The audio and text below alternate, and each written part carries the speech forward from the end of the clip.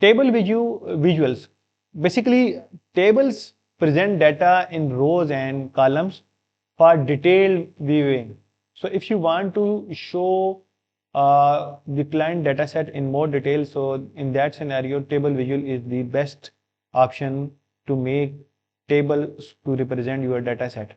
So when to use it? When precise values and tabular formats are needed, not trends or patterns. So basically, when you are using tables, it has one negative aspect and also have one positive aspect. The negative aspect is that you cannot show the trend over time. But in case of positive aspect is that you can give the as much as detail is possible. So in what scenarios table visual are used? So table visuals used, listing implies detail with salaries. If you have 100 employees and you want to show their salaries, then table visual is the best option, or inventory items with quantities.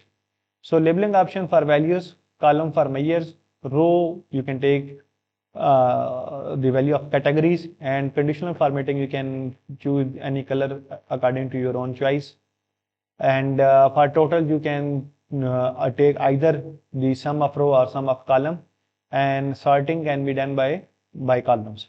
So now here you can see that we have a table visual and it has both the rows and column, and you can see that we have taken a product of multiple goods. So here you can see that average cost, change in product, and change in product in number of percentages.